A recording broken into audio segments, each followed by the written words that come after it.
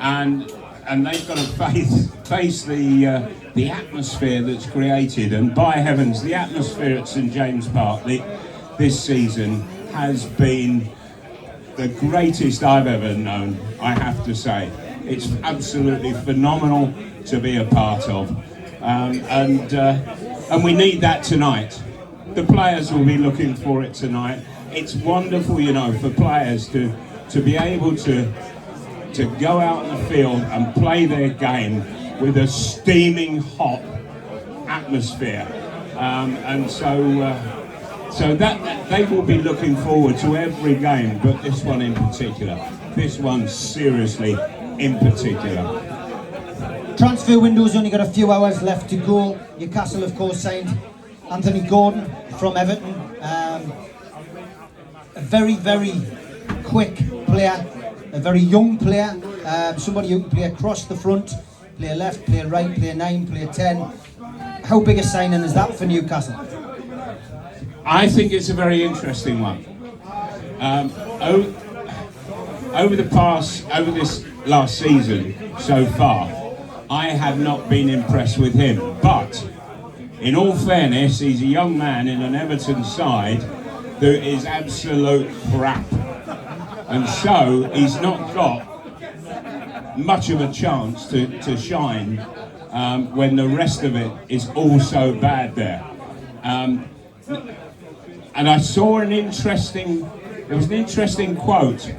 It wasn't from Eddie Howe, I don't think, but it came out from Newcastle, and it just said, we're not judging him on the last few games, we're judging him on the 18 months ago form that he was showing.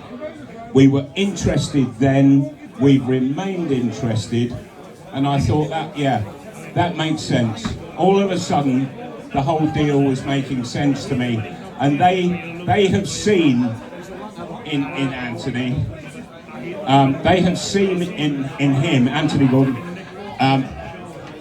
what the potential for what he's got to offer and the improvement that he can make. And he is a young man who is going to improve hugely, and so, you know, I can see quite happily Wilson up front with working either side of him.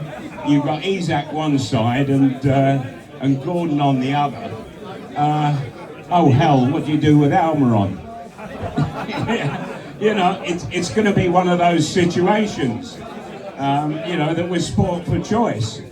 So we've got one hell of a side building, we really have, and it's good that they're bringing them in young.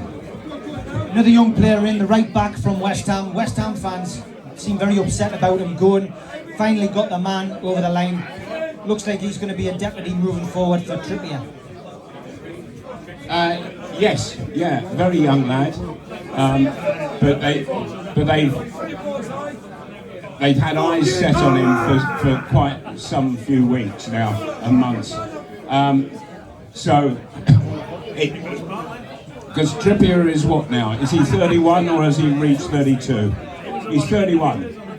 So he's 31. He hasn't got forever to play. So it's good, because the beauty about Kieran Trippier is that you get a young lad like this come in.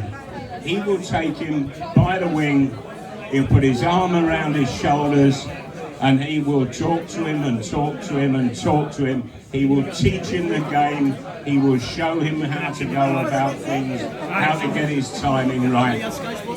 He's a wonderful teacher and master of his own craft.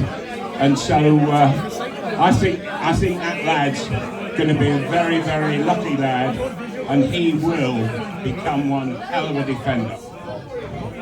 We expect Carl Darlow to leave tonight on loan once this game is over.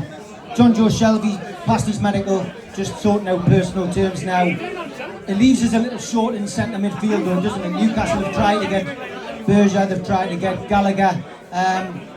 Eddie Howe's very insistent on it has to be the right person for on the pitch and off the pitch.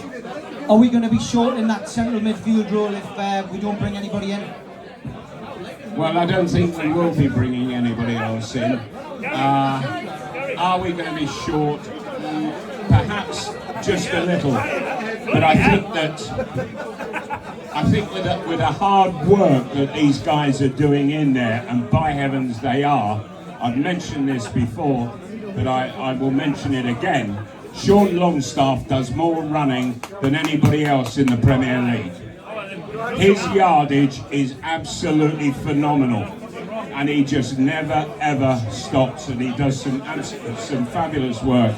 And Willock, I feel Willock's getting more and more into the game, and so seeing Shelby leave, those two youngsters, they know the responsibility that has been heaped on their shoulders and what they've got to do from now until May. And it's going to be very interesting watching them to see how they cope with it. And I've got every confidence in them. You know, there are better players out there, but there's none that will graft as hard as these two. Okay, I know you've got to get up to the ground. Just want to say big thanks to Alan Gowland, the man who scored in the last Wembley 1976 League Cup final, and he sent a postcard to Malcolm. Do you want to read it out, Malcolm? I'll hold the mic. Yeah, it reads, hi Malcolm, it's almost 47 years since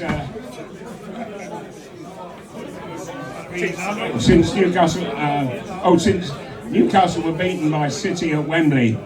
I was thinking, what a day it was. Cheers again for the pass that set me up for to score, and certainly more than what you did in the 1974 final. Cheers, Alan. And he says best wishes, Alan Gowling, and bless him. He was a lovely lad, Alan, and he always made good little runs into the box. Okay, prediction for tonight? 2-0. 2-0. What I would say is, I really do think Southampton, they just got to chuck everything at Newcastle in the first 20 minutes, and if it doesn't work, they're really struggling from there on. And as soon as Newcastle hit the first goal tonight, I think the game's over. Okay, we'll let you get away. Malcolm will be back after the game, so come in and see him. Put your hands together for Supermac.